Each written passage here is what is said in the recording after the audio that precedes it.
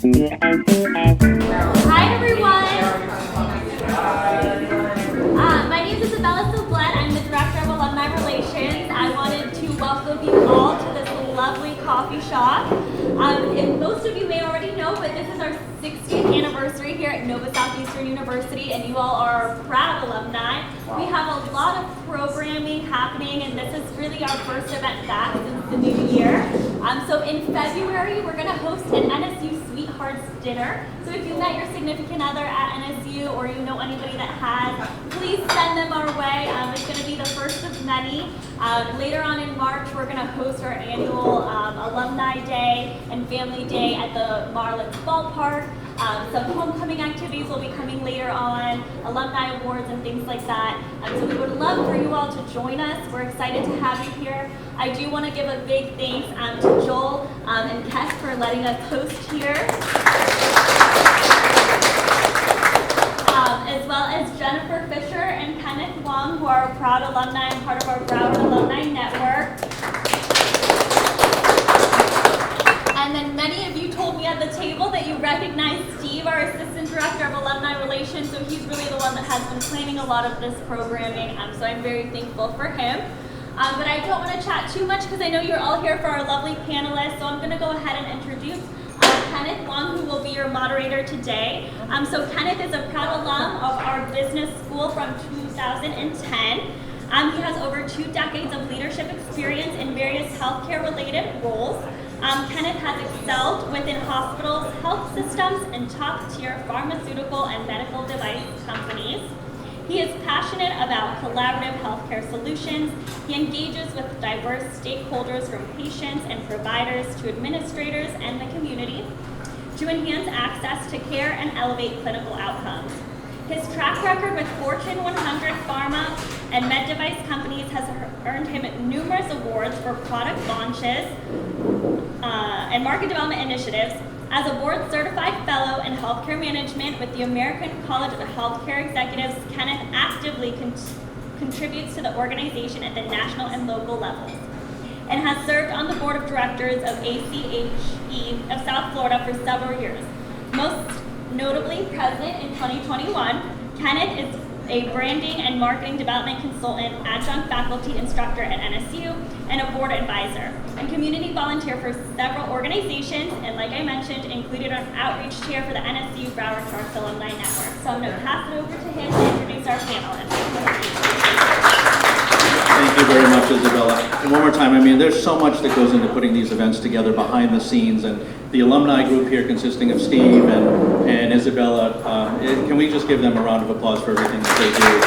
Because it's really, there's a lot that happens to pull all these events together. Thank you all so much for joining us tonight.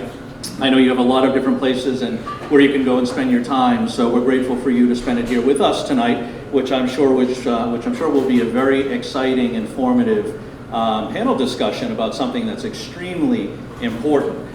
So on that note, I'm going to share some interesting statistics, and I promise this won't take up too much of your time. We've all heard the staggering statistics when it comes to healthcare in the U.S., but it's astounding to think that 42% of the U.S. population is obese. Close to 20% of children in the United States are obese.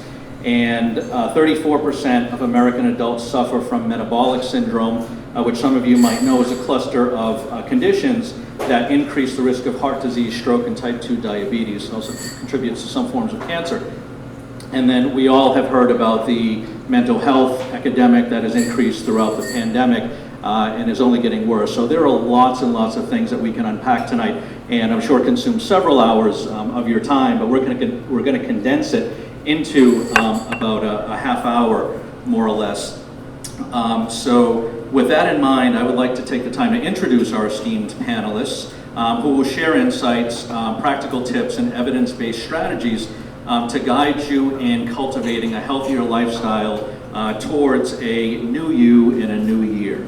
So first, I would like to introduce Dr. Lisa Palmer. Raise your hand, Lisa. Dr. Palmer, let everybody know who you are. My eyes, I'm getting older, so my eyes are getting bad. She is an NSU alumna Dr. Palmer holds several credentials, including being a licensed marriage and family therapist. She is a certified hemodialysis tech. No. No? See, I'm sorry, correct me. I'm sorry. The Okay. other credentials. Okay, licensed marriage and family therapist, certified in hypnotherapy, trained in mediation, and anyways, I have a lot of alphabet soup next to my name, but that's pretty much the gist of that. Thank you. I wasn't sure of some of the designations. Thank you for clarifying. She is the founder of the Renew Center of Florida, which was ranked #1 for the treatment of PTSD based in Boca Raton. Her programs have a strong track record of success for almost 2 decades, treating many high-profile celebrities, entrepreneurs, and athletes. She's highly sought after for her unique healing abilities, and appears regularly on all major national and international television networks and shows such as, and I have to take a deep breath for this one, there are lots of them, but many, including Fox News, CNN, MSNBC, and many others. Her platform is a global mission of mental health awareness, and she is the former Miss Vermont USA. That goes way back. That goes way back. I've never been in the presence of a Miss any state or Miss anything. It's quite an honor. What about Miss NSU? No, I'm joking. But frequently discusses mental health as it relates to current news, health, travel, and pop culture. So, Dr. Lisa Palmer, thank you for joining us tonight with your expertise. And next, I'd like to introduce Sean Spire. Sean Spire is the proud owner of Aspire Sports Lab and Aspire CrossFit, a group training and personal training facility in Pompano Beach. A devoted husband, father of 2, several weeks old now, right? Congratulations. And a dog dad. Sean is also a 5-time Ironman and 10-time marathon finisher. Very impressive. Formerly an internationally ranked swimmer, Sean discovered a passion for functional fitness and nutrition. He oversees all personal training, individual programs, and group classes at his facility, which provides a hub for those hungry for self-improvement, offering personalized fitness and nutrition plans to facilitate enduring lifestyle changes. So thank you, Sean, for joining us. Thanks for having me. As well. Pleasure. And we have Dr. Marilyn Gordon, who is with us as well. And Dr. Gordon is an affiliate assistant professor in the Dr. Karan C. Patel College of Allopathic Medicine. She's built her career around health promotion and disease prevention using nutrition. She is a registered dietitian nutritionist, credentialed by the Academy of Nutrition and Dietetics, and has previously worked in a clinical setting and in a hospital-based fitness and rehab center, where she directed nutrition interventions for individuals recovering from cardiac, pulmonary oncology, and surgical procedures. So thank you, Dr. Gordon, for joining us as well. So we are going to start with a question for all 3 panelists. And what we would like to start off, based on your areas of expertise, perhaps Sean, we can begin with you, is with so much information out there on mental wellness, physical fitness, nutrition science, their effects on overall health and happiness. Can you give the audience an idea of current trends that we should be aware of within your specific area of expertise, which is physical fitness? Thank you. And so I think you nailed it on the head saying so much information. And I think that is part of the problem in a lot of ways. I think research and evidence is fantastic for the scientific and medical communities in order to evolve. However, in terms of the general population, the average Joe and Jane, I think that too much knowledge is often a hindrance in a way. It leads to paralysis and makes us not know what to do. There are so many options of food, or there's so many diets or exercise programs or whatever it might be, that instead of actually taking action on something, even something minor, we instead do nothing. So for me, and the one thing I really preach to people is kind of turn that down a little bit. And let's just look at the basics. We can add complexity once we kind of gain experience, but for a large percentage of the population, if we move more than we currently do, or we move to a certain extent, maybe it's 10,000 steps a day, that is fantastic. If we're strength training 2 to 3 times a week, and when I say strength, that could be body weight, bands, yoga, a number of different things where we're just somehow resisting our muscles 2 to 3 times a week for 20 minutes or so, hitting large muscle groups, fantastic. Nutritionally, if we're eating real whole foods, if it grew on the ground or roamed on the ground, it's probably good. If that is the majority of our diet and we stay away from toxins like processed foods, alcohol, and sugar-added foods as much as possible, we sleep an adequate amount, and then we add some sort of mental health routine into our diet, into our life. And remember, we're all different, so we are an experiment. We all need to continually not only experiment and evolve. So when it comes to these routines, a mental health routine might be seeing a professional for you often, or it might be simply journaling or meditating or breathing exercises. But moving more, eating real food, and then finding routines that work for you are where you need to start. From then, add complexity, but turn off that knowledge down a little bit and just start doing something. Don't let that lead to inaction for you. Excellent. Sounds like body in motion stays in motion, right? Yeah, That's the- yeah, 100%. Right? Yeah. Don't make it too complex. So, Kenneth, you mentioned a lot of my credentials, but what you forgot was that I'm an entrepreneur of an app that's actually going to be launching in the space of mindfulness and self-help. And technology really is a trend in terms of mental health today. And we can't forget that, a lot of people are being affected by technology negatively, social media. But what I'm trying to do is to create technology to influence people in the positive. And what my app Renew Me, the mantra of that app is balance. And I think that's what you were talking about, is how can we better balance our lives? And that word is so important for people today, because people's mental health is in disarray, and the simple things about how do we balance ourselves and what is our needs and what's important to me and how do I balance my mind and my body and my life situation. Some of the simple things people have a really difficult time doing. So, how you can use technology to better yourself is something we all can think of. And obviously there's other apps out there that are like Better Health and ways that you can maybe even get therapy and have some access to that. But really thinking about, I hear a lot from people, they're going on YouTube or even they're watching TikTok and they're getting advice there from people. Some people have just had their own personal experiences. I often go on TikTok and I'll see videos from self-aware narcissists or whatever, and some of my friends are going, well, I've learned a lot just from watching TikTok, right? So we can't minimize the benefit of social media and our phones, since so many of us, phones are real estate, right? We're taking our phones to sleep with us, waking up in the morning, looking at our phones. Like, how can you make the most of your technology and making space to detox from technology too, because we have to be careful how our brains are being programmed by what we're seeing, right? And sometimes our brains are having a hard time shutting down. But I would say the trend, to answer your question, is tech and this kind of DIY of how you can better your mental and physical health utilizing technology. All right, so moving on to nutrition. So my area of expertise is nutrition and dietetics. And the trends I'm seeing, so remember, I work at a university, I work at NSU, I teach in the medical school, I teach nutrition students, and the real big trend I see is culinary nutrition, culinary medicine. Our nutrition students, again, are being taught how to cook. The medical students are being taught how to cook.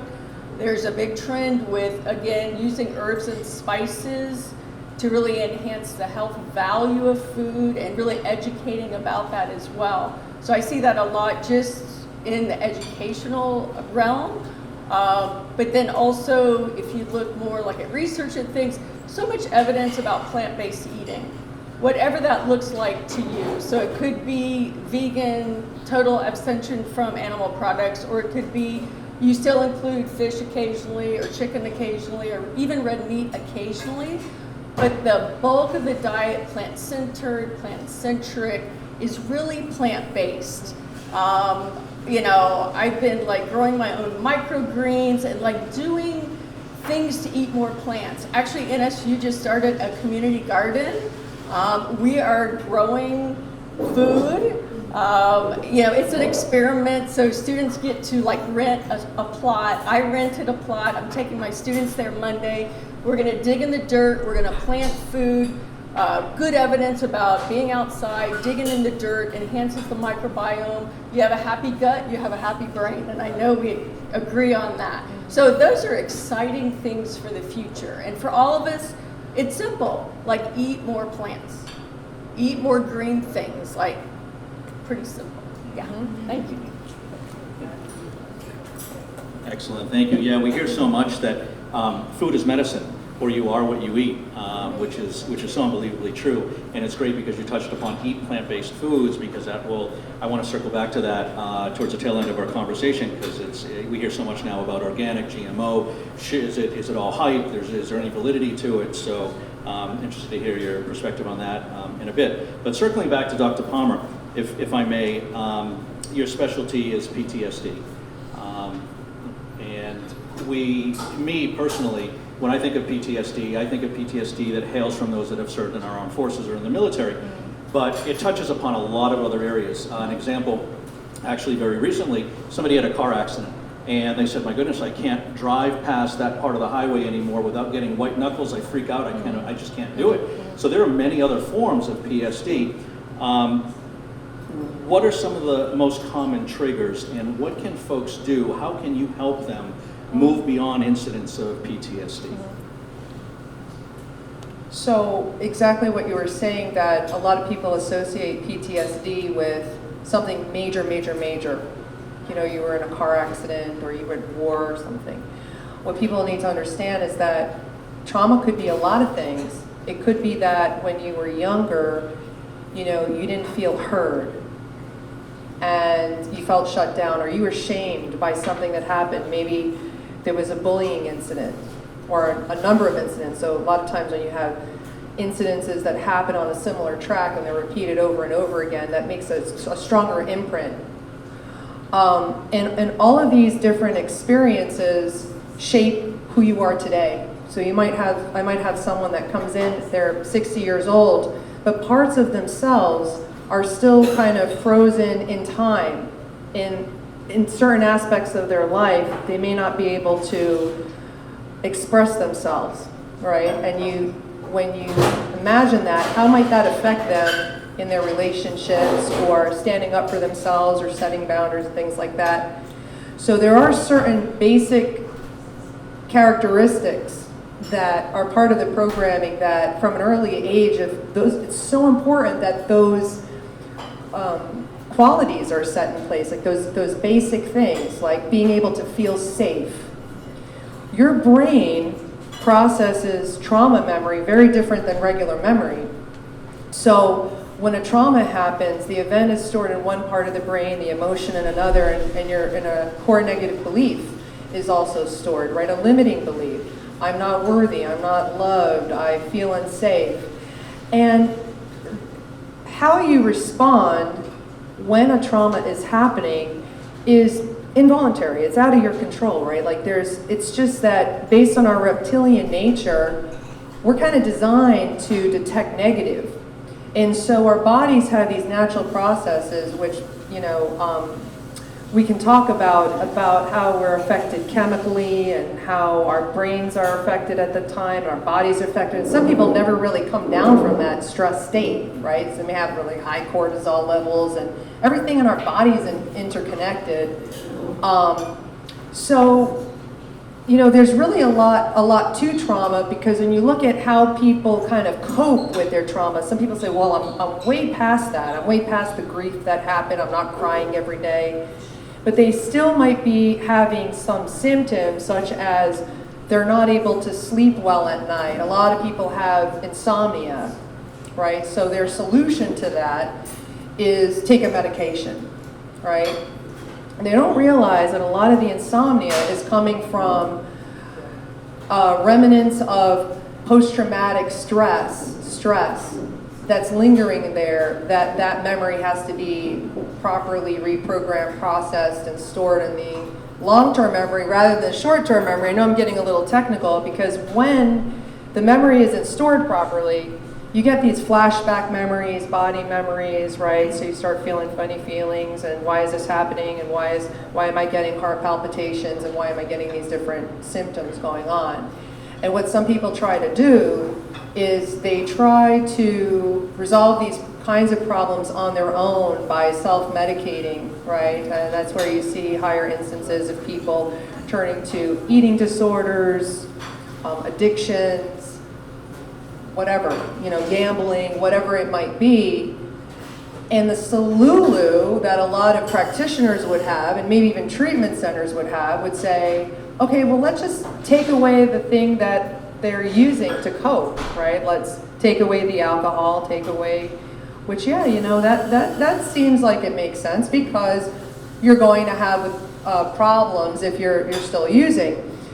But where a lot of these centers miss the boat, right? And this is why there's such a high relapse rate. After a lot of patients go to inpatient treatment centers and they're spending tens of thousands of dollars a month, right? And they're at these treatment centers and they're isolated away from whatever their addiction is, right?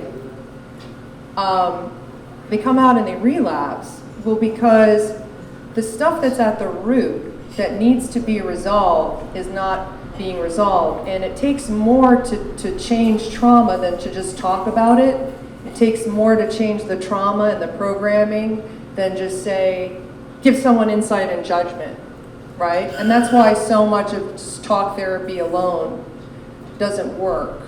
You have to know how to adjust. And that's what I do, is I literally, one of the methods that I have is I re-imprint memories so that you're not reliving the memory. You can revisit it without reliving it. I mean, there's a lot to that, but I know I have to give some others here some time to talk. I'll sit and listen, I'm fine. Fascinating perspective, or just masking it with medication, which Yeah. is so commonly done nowadays, is, here you go, here's a prescription medication, and let's hope you get better, without actually getting to the root of the issue, which is something as a result of something traumatic that's been hardwired that needs to be rewired and Yeah. then fixed, right? Thank you for that answer. Sean, let's move to you and your realm of expertise. So as we age, hormones change, physical abilities change. How should different age groups adjust their exercise routines, and then maybe share some tips that each age group should be cognizant of as we kind of clump them together, maybe 10, 15-year groupings? So I think first and foremost, when we age in every decade of our life, the first thing we really have to think about is just giving ourselves grace and flexibility within that time frame. Different things happen at different times of your life, whether it's in your 20s and you start dating and all of a sudden your routines now change, or in your 30s, like in my case, having children, or in your 40s, it might be children, or it might be dating still, or it might be health and injury concerns that now continue into our 50s and 60s. So the biggest thing is we need to remember to have grace and flexibility within our life and what we're currently going through, to know that things are going to be different at certain periods of time, and know that we need to evolve and change and look at our routine often and those habits, and what habits should we now take forward with us, and what habits now should we maybe get rid of. Things that have worked in the past may not be working in the future for us. Specifically when it comes to exercise, and as we're getting older, one of the main things we need to think about is called sarcopenia. That's muscle loss with age. It's a naturally occurring phenomenon, especially occurring a little bit more so in women, unfortunately, just because of the anabolic hormones that men naturally have more of. Anabolic essentially just mean building, so it helps you build muscle and lose body fat. More so, that's growth hormone, testosterone, the things that you see on all the corners, once again, providing another Band-Aid to mask other problems. Although all of these things, medicine, the pharmaceutical industry, all of these things are necessary to certain degrees. But we need to make sure that we're just using them as Band-Aids, or that natural things such as your nutrition or your exercise can't be fixing long term, or using them for periods of time in your life until you're able to overcome them. But the main thing we want to worry about within fitness, it seems, especially as we get older, is that muscle loss and negating that as much as we can. From a nutritional standpoint, we want to make sure we're getting enough protein in our diet. That's going to be vital in order to. We have 3 macronutrients that we eat. Macronutrients are things that give us calories. I won't go too much into nutrition, but protein are the building blocks of our body. It builds muscle, hair, nails, skin, and everything in between. Carbohydrates are our primary energy source, and fat protects cells in our body with our lipid bilayer, and it helps transport vitamins throughout the body. So we have those 3 major things that are vital. In terms of muscle, we want to make sure we're getting that protein in, because that's going to maintain our muscle mass, and if we're resistance training, which you should, especially as we get older, we need to make sure that we are building and holding on to that muscle. That is going to be the main thing muscularly. Doing large muscle group exercises, and this does not have to be incredibly complex things like going to a fitness center and using the crazy piece of equipment that you see in the corner. Everybody should do a squat. And what is a squat? You guys all did one today. You sat down into a chair and then you stood back up at some point. That is a squat. We should be doing those. Yeah, we should be doing those every single day. It's the most fantastic exercise we can do because we do it all the time. Once you lose your ability to squat, in many ways, you've lost your ability to move and even live in certain ways. Going to the bathroom, sitting down on chairs, getting out of bed. Very important large muscle group exercises. Doing stuff for our upper body, like a push-up. That could be very simple. That's your hands on your counter, bringing your chest down, and coming back up on your kitchen counter. It doesn't need to be on the floor like a military push-up that we think of. It could be incredibly simple. We need to continue to do that 2 to 3 times a week, even if it's just for a terribly small amount. 10 squats a day, fantastic. You've done 3,650 squats in 1 year. Little incremental things can be massive in your life, but you need to strength train. Getting one more into our cardiovascular training, we want to make sure we are doing low intensity exercise all the time. We want to move as much as we can. That might be just parking farther in a parking lot and walking into wherever you're going, or it might be actually going for a walk. We want to add some variability. So sometimes when you walk, pick up the pace a little bit. It could be just from here to the end of that counter, but get that heart rate up just a little bit higher. And then lastly, sometimes we want that heart rate to get really high. Not for that long though, but about 10% of the time, let's get that heart rate to a point that we can't have a conversation anymore. Adding that variability is fantastic for your stroke volume, for your blood flow, for your capillaries, making sure they're getting the nutrients needed into those muscles. So we want to really just make sure we strength train to negate that muscle loss, make sure we get that protein in to negate that muscle loss again, and train that heart. It is a muscle. It is a very specific type of muscle, cardiac muscle, and we want to make sure we're training that as well. By the decade-wise, I don't really have a particular prescription. I want you to be able to do what you can do throughout the years. My grandmother was on the bike and walked her dogs every single day till she was 101 years old, till she called me and told me she was going to die this week. 2 days later, she died. Wow. It was a great, in hindsight, great story. But that woman was on that resistance bike every morning. She actually had a routine. She went to the bathroom, brushed her teeth, got on the bike for 5 minutes, and then went for a dog walk. We need to just move our body. The more we move our body, that longevity not only increases, but that life, how you're living your life increases drastically. How do you want to live as you age? Medicine will help you live a long time. It's fantastic. But what quality of life do you really want to have? Yeah, great point. How many of you played pickleball? We've all heard about the pickleball craze over the past couple of years, right? And what's amazing is, with talking to friends who are in the emergency departments at some of the hospitals in the area, the increase in the number of visits to the emergency department resulting from playing pickleball has been somewhat amusing. So if you do play pickleball, please be careful. Make sure you warm up and stretch first before you dive into it. Dr. Gordon, let's head over to you for a moment. And with nutrition being such an important part of this trifecta, what are some of the most important recommendations you can make when it comes to eating for a healthier you? And I know that's a broad question. Maybe address some of the trends. I know I said I'd come back to it, but if we're wondering, and we could save this for Q&A after, but is GMO, is it worth avoiding GMO and going to just the organic route? I know I heard plant-based protein or plant-based foods are highly recommended, but I'll let you take that and share what you think would be most important for the group to know. Thank you. All right. First of all, eating plants is important, right? So that means if it's conventionally grown, but you're eating more plants, you're still in good shape.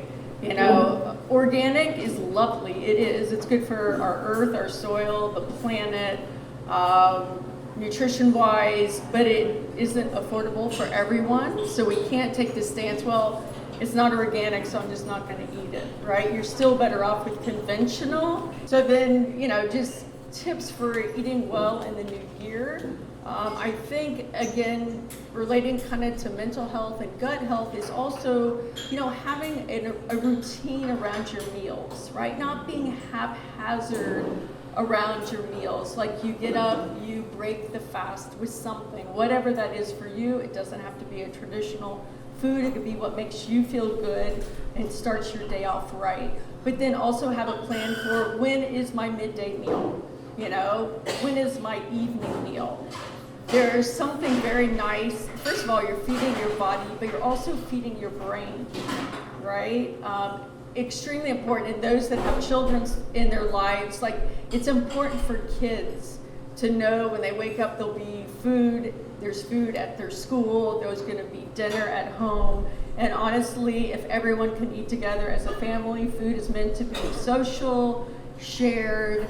Like I think those are very valuable pieces. And you know, just back to kids, families where they eat together, those children grow up, you know, better grades, they don't get in trouble, less drug use, you know, all that stuff. And why? Because they're creating these bonds with these people they live with and, you know, they love and they care about them, right? And so I think that's missing because, you know, everybody's running around, you know, trying to multitask and, you know, and something's being lost. And I think a lot of it is our food, you know, and that's why there's a lot of takeout, eat in the car. People don't even realize they ate, but they did, you know, like things like that. So kind of we need to like slow down, take a deep breath, you know, maybe try to plan some meals, even plan one day of, you know, a meal. And if that went well, go for the second day, right? So not to make it complicated, but if we don't plan for it, it probably won't happen, right? And I think what's more important, honestly, than the fuel you put in your body, right? We think so much about our cars, we get them repaired, we get them fixed, we put in good gas, oil, and all that goody stuff. But what are we doing for our own personal machine? I think that needs to be a priority, all right? There's lipstick on the left too. I saw it. It's my fault. I thought it was like me. Thank you, Dr. Gordon. Yeah, it's interesting, you know, circling back to the opening statistics that I shared. When you look at the countries that have the least or the lowest, the lowest number of obese, how do I want to phrase this? The least obese population. We're looking at Japan, South Korea, Switzerland, Norway, and Italy. And it's interesting because when you think about their diet and their lifestyles, I think there's a lot that we've deviated from that we should go back to that can be really, I think, admired or emulated from what those particular countries manage to have ingrained in their particular cultures, their lifestyles, the way they eat, what they eat, of course, being very important. And of course, avoiding a lot of the preservatives and a lot of the things that we have in our food supply chain now. But that's a completely different topic. But Sean, let's come back to you, and this is going to be our closing question for each of the panelists. Is based upon your area of expertise, physical fitness. Please share 3 takeaways. You know, balance is so important. You know, we've got to try so hard to balance everything we do in our lives on a daily basis with limited time. So from your aspect, what do you recommend to the group that's here with us tonight in order to maintain balance in the physical fitness world? Yeah, I think probably the 3 biggest things we've already gone over, and I said a little bit about, is balance. Obviously, we've hit a lot about simplicity. Overcomplicate things as they progress. As was just stated, is a conventional vegetable better than a processed something? Yes, 100%. Something natural is going to be better, which is kind of funny, right? We are so advanced in terms of technology and medicine, but yet what trends to be the best for our bodies is the most basic stuff, right? Is going back, 100, 200, 300 years. Like, what were we doing then food-wise? which is interesting. But the last one, in terms of what I see, is consistency. So a lot of people, when I speak to them about food and nutrition, I ask them, what's a good day in your life? The vast majority of people know whatever they say is actually pretty good. Sorry to use that medical term, but good. And like they kind of have a decent knowledge of what they should be putting in their body or what they should be doing from a health and exercise routine. It's usually pretty good. They know they should be eating mostly real foods, plants, nuts, seeds, fruits, and meats. All right? They know that they should be moving their body well and doing some sort of resistance training. They know they need to sleep, have flexibility, and have some mindfulness. They just don't do it enough. So often I get someone with, Monday I'm good, Tuesday I'm good, Wednesday I'm good, Thursday I'm good, Friday not so much, Saturday's kind of totally gone off the wagon, and then Sunday, we'll see, I'll get back on it on Monday. The problem with that is strictly percentages. I use something called elementary school math, or elementary school nutrition and fitness, and I tell this to everybody, a 7 out of 7, we got 7 days a week, that's 100%. That's not sustainable. That doesn't have that balance that we just talked about. The only person I want to be 100% is a woman who comes to me and says in 3 weeks is my wedding and I need to fit into my dress. Great, she needs to be perfect for 21 days. We need to get her looking great on her wedding day. But everybody else, I do not preach that. I preach 6 out of 7 as the first step. That's an 85%. That's 6 days a week. You are doing good, what your definition of good is. And it's usually pretty good, like I said. Strength training, eating mostly real foods, staying away from alcohol as much as you can, staying away from processed foods, and staying away from anything with sugar added. Not natural sugar. Natural sugar is great. It comes with fiber. Once you eat the fiber, it goes into your gut, and that's what your gut eats, and then it digests the sugar much better. It's a complex story, but 6 out of 7 days a week, 85%. I don't know about you and Nova standards, but an 85, if I brought that home, my parents were happy. They were good with that. That is what you need to progress. If you have specific health and fitness goals, you need to be good 6 out of 7 days a week. You need to move and you need to eat well. 5 out of 7 is a 71%. I think at Nova as well, like most places, C's get degrees. All right, that's a 71%. That is what you need to do to maintain. I get to maintain because I'm where I currently want to be from a health standpoint. So what that means for me is Sunday, because I like to do good on Sunday because it makes me feel good more energy-wise for a good Monday to be productive at work and whatnot. Sunday through Thursday, I am great in terms of what I eat. It's home-cooked food, it's real food, and I move for at least 60 minutes every day personally. Friday and Saturday, I do whatever I want. Because I'm trying to maintain, that's at 71%. The problem is this, most people I come into contact with, they are 4 out of 7 or maybe less, but oftentimes 4 out of 7ers. That's Monday through Thursday, and that is a 57%. You are failing. You are slowly regressing. It only takes, this is very sad to hear, 96 extra calories to gain 10 pounds in a year. A day, sorry. 96 extra calories a day to gain 10 pounds in a year. Most people aren't terrible. Most people don't do an awful job at this. The problem is they're in a slow regression.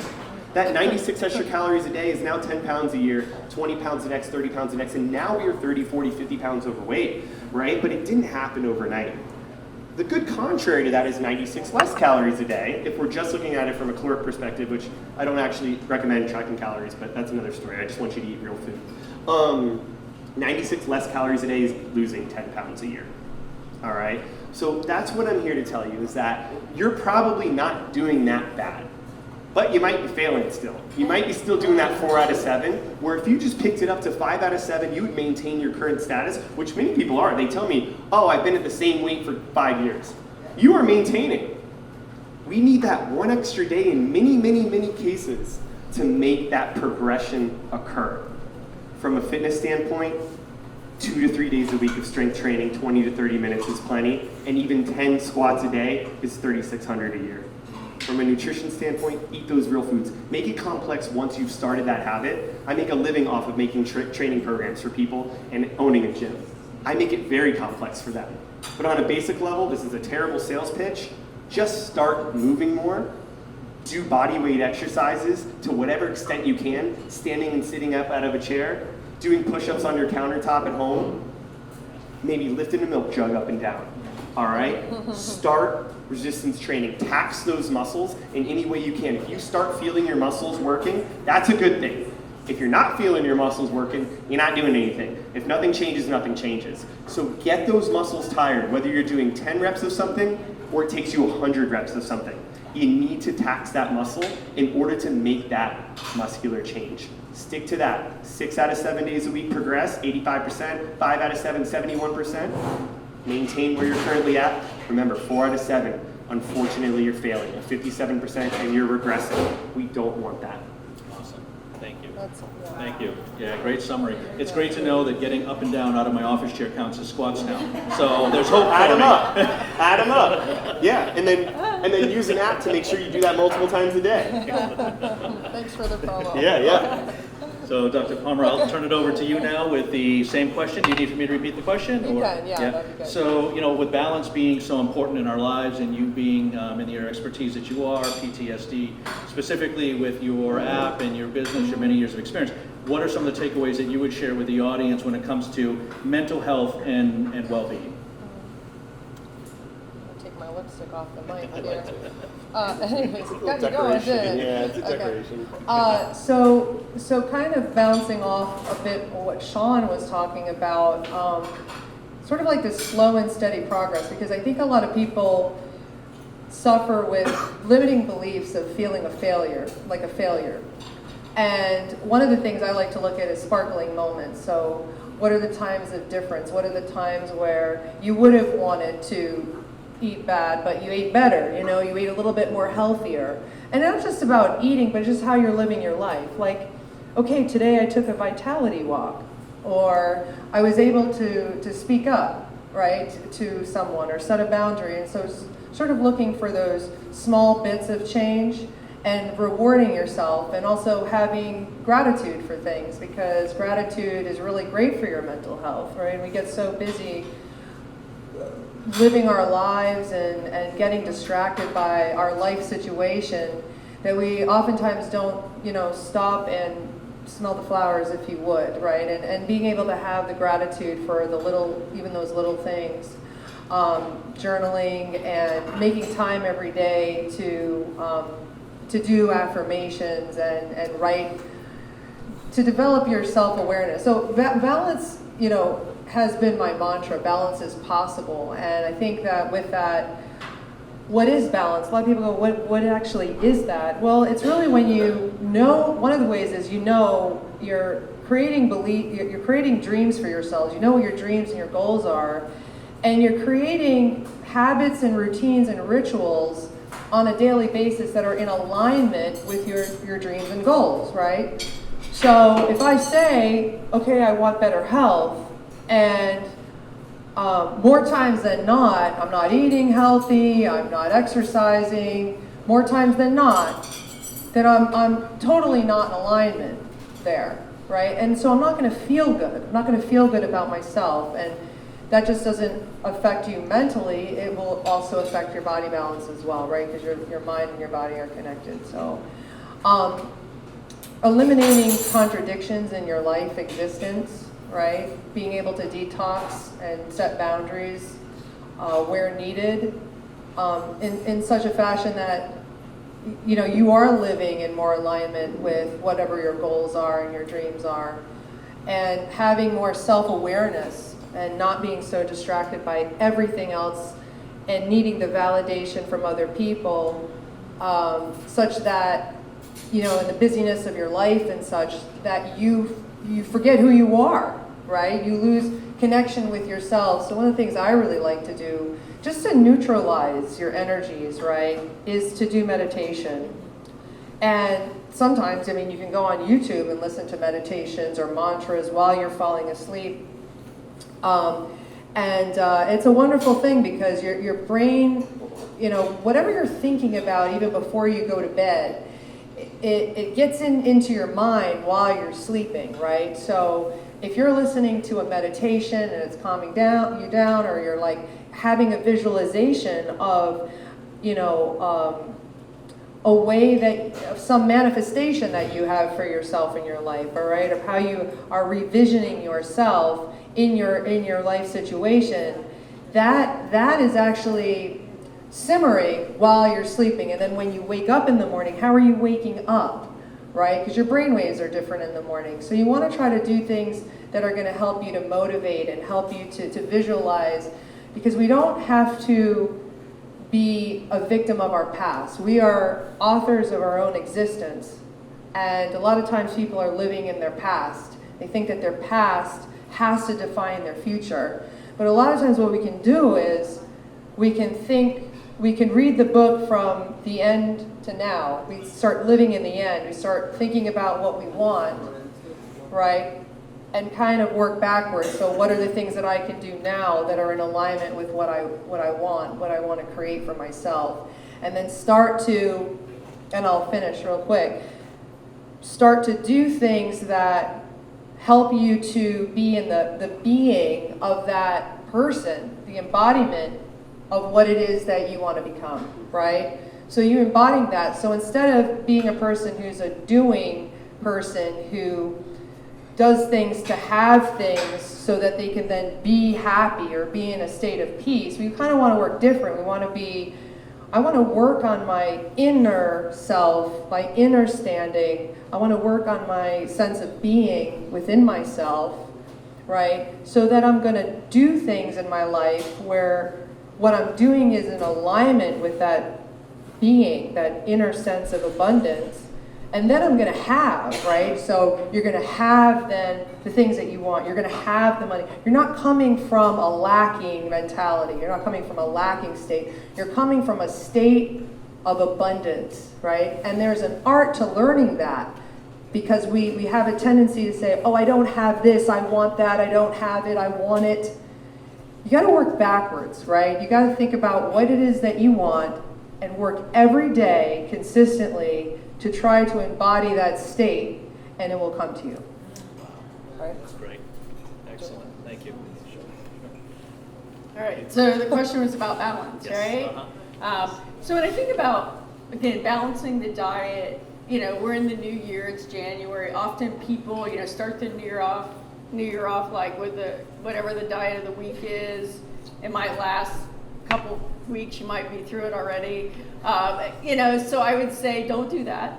And really start to think about how can I, again, eat at regular intervals. That's balance right there. Because if food is fuel, then you're putting fuel in at intervals throughout your day to energize not only you physically, but mentally and also emotionally as well, right? So I think certainly that is super important. I've been a dietitian for more than 35 years. So I've looked at a lot of people's nutritional habits, and often, again, they're out of balance if you were to look at just, back to eating vegetables, right? Eating fruit and vegetables. The USDA has had a mantra for years, 5 a day. Anybody ever heard that? 5 a day, 5 a day? Like, that seems like it should stick in our head, right? Where they mean 5 servings, of fruit and vegetable a day. That is not hard. But I would tell you the majority of people in the United States are not eating that. That would be a great place to start. Figure you start the day with a bowl of strawberries, maybe at lunch you add an apple to your sandwich, and dinner you have, 2 cups of lovely broccoli, right? Boom, right there, we're done, right? It's not hard. That would be a simple way to kind of balance out the diet. So often, again, the diet in the United States, again, is unhealthy. It is. They call it the SAD diet. Standard American diet is SAD because it makes us sick. And the food you eat is directly related to your health. And nobody, I think, is going to dispute that any longer. And so even in medical school, food is medicine. Do you know that your food is talking to your genes?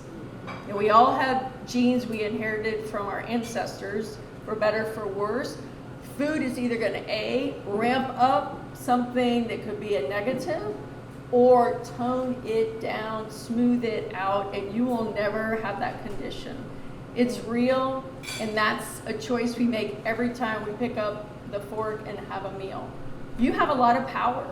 You know, you have a lot of power every time you choose to eat. What am I going to eat? Under what condition am I going to eat? Am I going to eat while I'm driving on the 95? Or am I going to sit down in this beautiful cafe and relax and enjoy my meal? Right? So I think, you know, those would be some simple ways to get, you know, balanced. All right, thank you. Thank you. Thank you all very much. This has been extremely insightful and motivating for me personally, I hope to the audience as well. We have about 10 or 15 minutes for Q&A, and I hope certainly some of you have some questions for our panelists. Does anyone want to start? Sure. Yes, sir. I have two questions. Do you want the mic? I have two questions. So, Dr.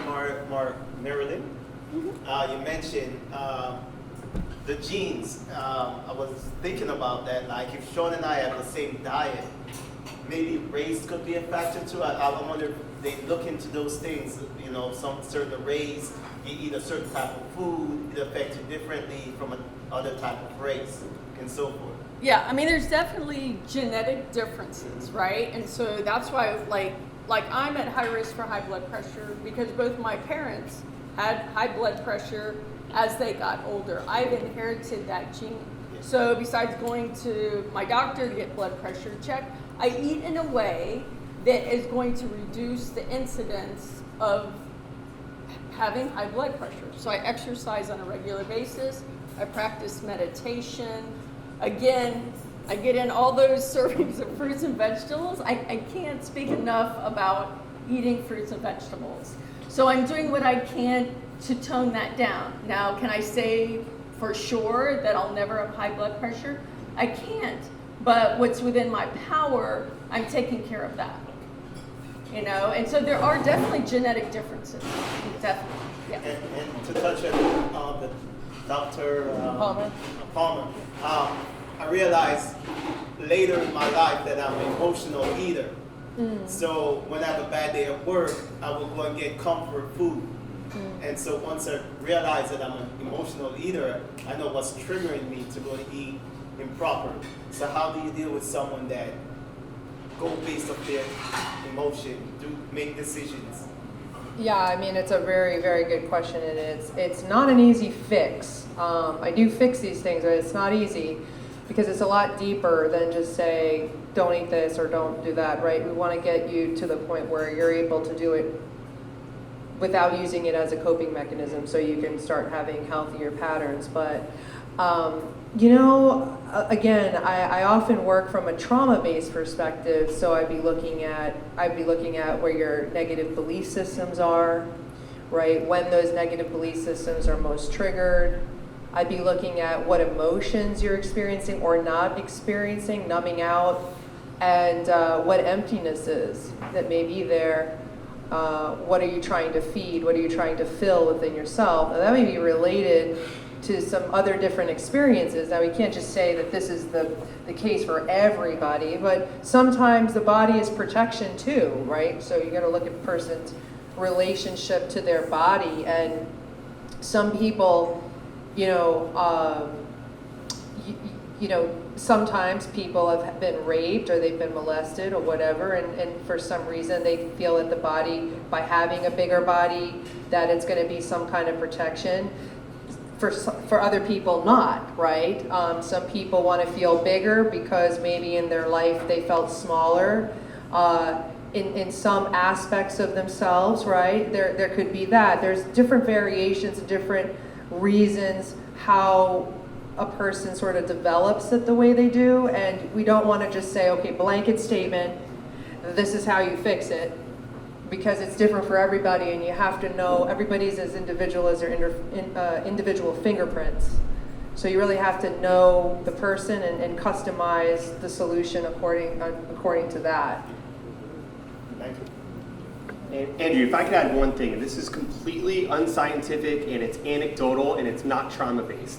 But let me just ask you this, because I ask people this about meals. How do you,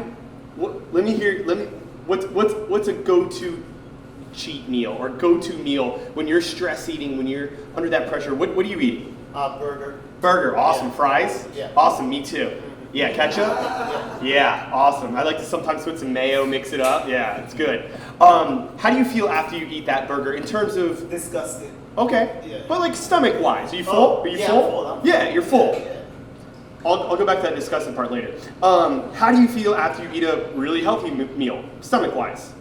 Perfect. I feel great. I could work out. Full? Yeah. You're still full, Yeah. right? Your satiety has been met. You're full regardless, right? Whether you have that bad meal or that good meal. But you feel great after that good meal. Yeah. And you kind of feel like crap after Yeah. that bad meal. I just remind people to try to remember that. It's going back to that. You use different words, but I use identity. Identify with the person you want to become. And remember what you want that end result to be. I want to feel good after my meal.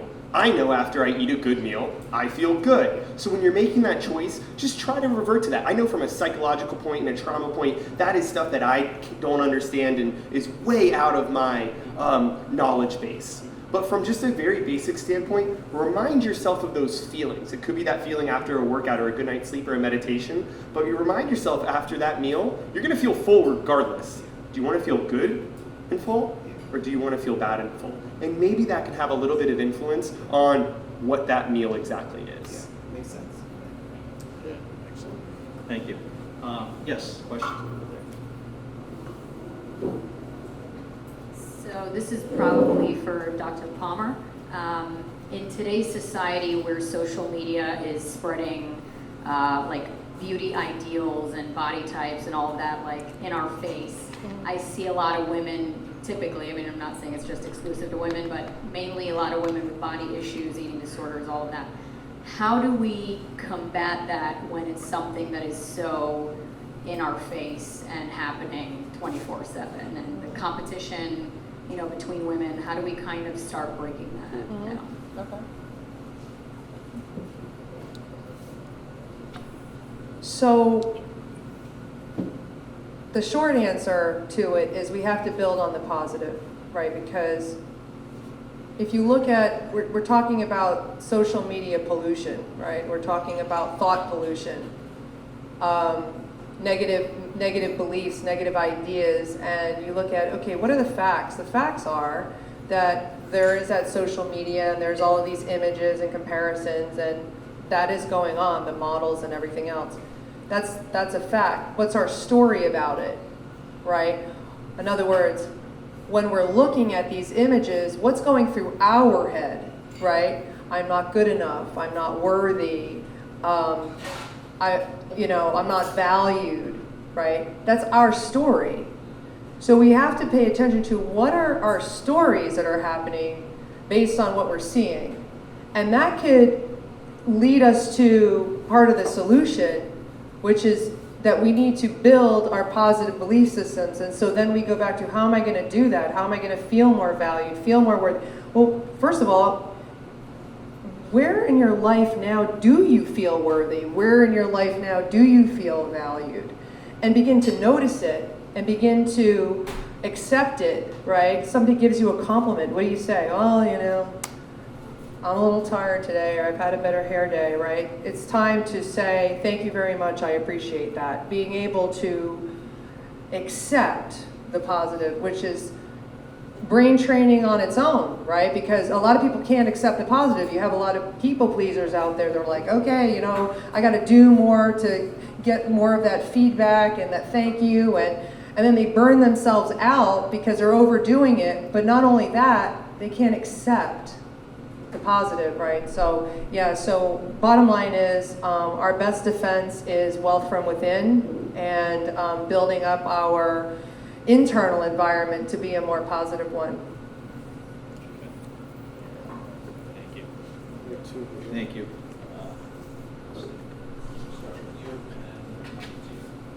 Yeah, actually had a two-part question, one for Sean and one for Dr. Palmer. You're talking about the protein, how important it is. And my challenge is, I'm 200 pounds, so they say I've got to get 200 grams of protein. And I work out heavily, boxing, martial arts, that kind of stuff. And I can't meet that goal without a protein shake. And I usually use a vegan protein shake. So how do you meet that objective in a vegan way? And because I want to transition into doing all vegan stuff. So that's my question for you, Sean. Well, my first answer is in terms of in my knowledge base of nutrition, which is not nearly as advanced, I do believe in adding great grass-fed range, free-range eggs, grass-fed beef, those things into your diet. Should they be in a more limited capacity than your plants, fruits, nuts, seeds? Yes. But in my opinion, it's not necessarily a bad thing in order to hit your protein goals. However, with your protein goal estimate, that is actually a kind of more bro science statement of saying that I need a gram per pound that I weigh. Most research will lead you into a lot less answers, one of which being a pound of, the most agreed upon research-based answer that I heard is a gram per pound of lean mass that you have, which is going to be substantially lower. I'm making up a number for you, but it might be 130. But when you look at it, it's usually done in kilograms and grams, and it's oftentimes I believe it's 0.8 to 1.2 grams per kilogram of lean mass that you have. So it actually turns out to be substantially lower than that 1 pound per actual mass that you have. So to answer your question, I don't mind protein shakes, especially on a vegan or vegetarian diet where you're not getting a lot of meats. That's absolutely fine, especially if it's a high quality vegan protein. But the reality is, you can probably get adequate protein without it, because I think you're just overestimating that number a little bit. Yeah. Main goal is the first bottom line that I have people focus on is going to be make sure there's a protein source in every meal that you're having. It could be a vegetarian, vegan, or a meat protein source, but every time you're eating, try to make sure there's a little bit of protein in there. That's a great way to get going. You start there, you're probably getting enough. Yeah, question 2. Yeah. Before you're loud enough, either one. Well, you were mentioning, I happen to be a veteran. I was in the Air Force, and I'm very familiar with PTSD. I do ayahuasca and psilocybin, not here in America, but in Colombia. And I have noticed that you mentioned talking about PTSD.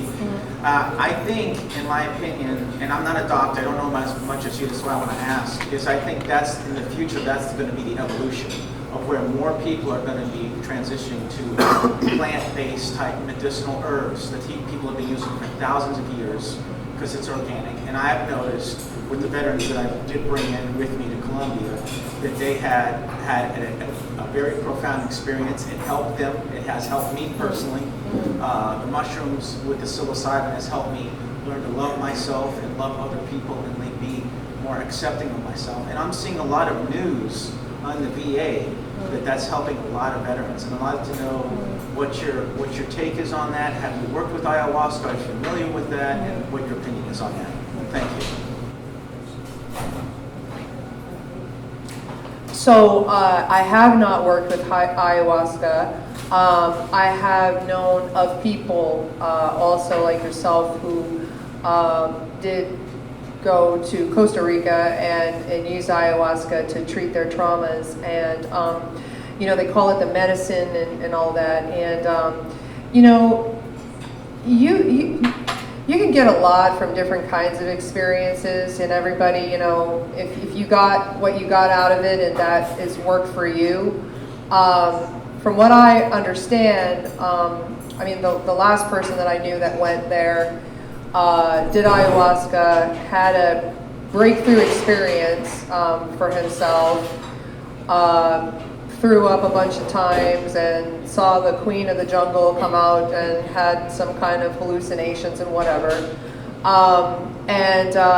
It was eye-opening. When you talk to people who have done that, a lot of people say it's eye-opening. Now in that particular case, this person's traumas did not change, right? Because we're talking about traumas are imprinted in the brain in a specific type of way. So it's not my belief that taking ayahuasca is going to change all those traumas. However, you may have some kind of new experience that maybe helps you, like an ego death or something like that of some sort.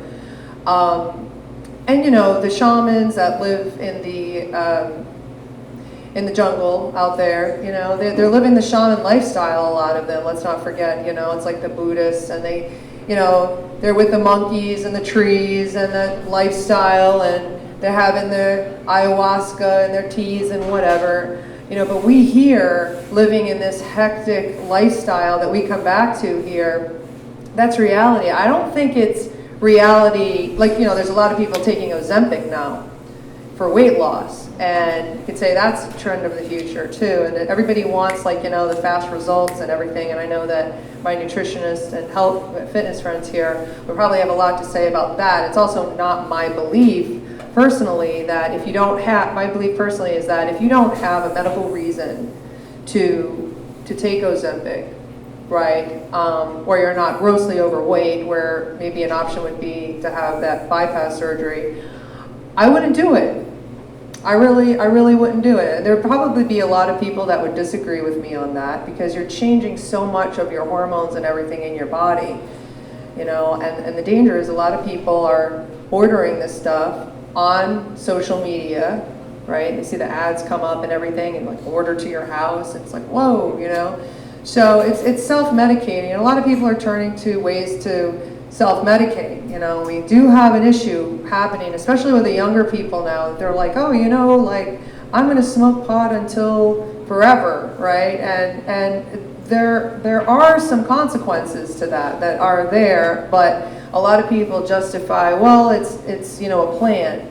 But, you know, we're talking here about food as medicine, right? But there's also herbs that are medicine, but also just because something is an herb doesn't mean it can't harm you, right? Like, I've taken, I remember cilantro oil. Was it cilantro? No, oregano oil. Yeah. I had oregano oil. Once I had a friend, I was coming down with a cold, and he said, oh, put like 10 drops of oregano oil in water. And I said, okay, no problem. Bought the drops, put it in there, and it's like, I thought I was dying or something. I started having like all these different, I'm allergic to it. I started having all these crazy reactions in my body and stuff. It's happened to me twice.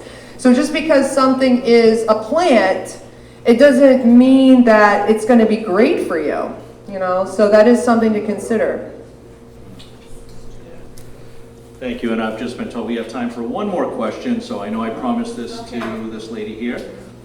And the microphone cord will not reach. Okay, this question is for Dr. Marilyn and or Sean. What are your, I wanted to ask about protein as well. What are your thoughts about intermittent fasting? And then for a person who's not a huge meat eater, what are some better options for protein?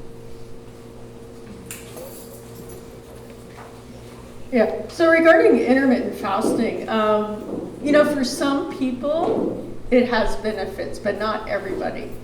So especially people on prescription medication, you can run into trouble with that. People with blood sugar fluctuations with or without diabetes, that would not be good. Anyone that's ever had disordered eating disorders should not be doing intermittent fasting. So there's places where there are benefits and people tend to see some positive outcomes, but it's not everybody. And so that has to be one thing where I would say you really need to talk to your physician. You know, would this be something good for me? You really have to have that discussion. Yeah. And what was the second question related to protein? Plant-based protein sources. Plant-based protein sources. Plant-based. Yeah, I mean, we live in a time where, you know, I think it's so easy to eat plant-based in terms of, you know, we have veggie burgers that are all vegetables, or they might have rice in them as well. Some are soy-based. We now have the Impossible Burger, right? I think is pea protein and maybe a couple other types of protein. So, and plus we have good old lentils and all kinds of beans and legumes and quinoa and rice, and all of that has protein. All your vegetables have protein. All your grains have protein, right? It's easy to get protein, right? That being said, it still has to be intentional, because it's very easy, you know, to eat breakfast. You might have a yogurt and some fruit, but the protein actually is kind of low. I think Sean mentioned earlier, whatever that protein amount we need, it's best if it's distributed throughout the day. That would be ideal. But in the United States, typically breakfast is very skimpy, fair lunch, but everything's loaded up at night, right before we go to sleep. And we try to rest, and then we wonder, why can't I sleep, right? And why am I gaining weight? Well, you're putting in the bulk of your energy right before you're gonna rest, when your metabolism is at its lowest. It doesn't make sense. Put it in the morning, rev up your engine, get going, get running. You're gonna have a great day. You know, and in some cultures, the biggest meal is lunch. Dinner is light. It's a soup, it's a salad, nothing more, right? And that would be ideal. It's not typically the way we eat, but that would be ideal. Thank you.